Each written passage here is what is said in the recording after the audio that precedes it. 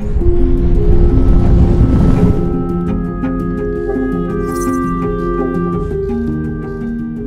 sent vraiment le village coupé en deux. Et c'est un très beau village, les Grands Saconais. Et tout d'un coup, ces routes-là qui les coupent en deux, c'est un peu spécial. Parce que quand on va, et surtout où il y a la petite place, c'est très belle. Il y a une décoration magnifique.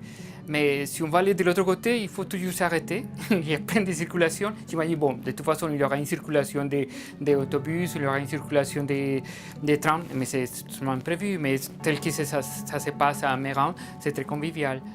C'est un dossier qui est très ancien pour la commune, puisque je pense que les premiers projets de route, qui s'appelaient à l'époque pas route des Nations, mais plutôt route d'évitement du Grand Saconnet, datent, sauf erreur, des années 80-85. Les enjeux sont probablement au moins doubles au niveau de la communauté des Saconaisiens.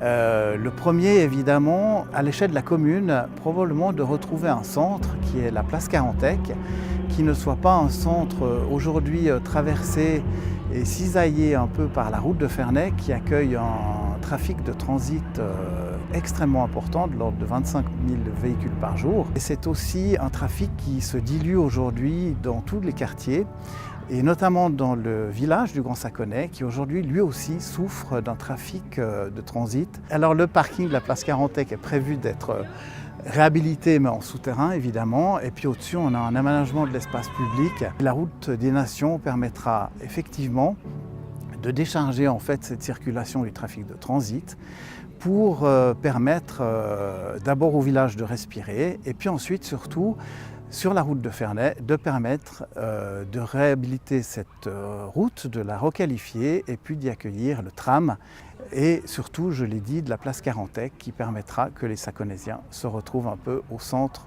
de leur commune.